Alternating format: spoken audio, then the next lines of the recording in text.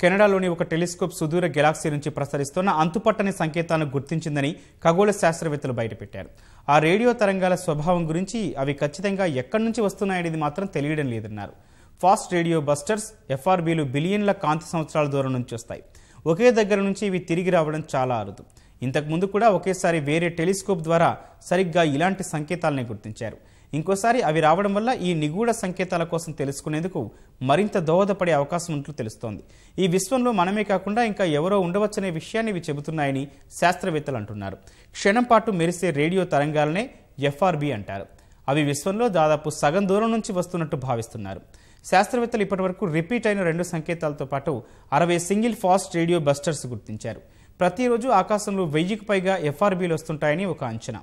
చాలా బలమైన అయస్కాంత క్షేత్రం ఉన్న ఒక న్యూట్రాన్ స్టార్ చాలా వేగంగా తిరగడం వల్ల 2 న్యూట్రాన్ స్టార్లు ఒకటిగా కలిసిపోయినప్పుడు గ్రహాంతరవాసుల అంతరిక్ష నౌకల నుంచి కూడా ఇలాంటి సంకేతాలు కొన్ని వస్తుంటాయని శాస్త్రవేత్తలు చెబుతున్నారు.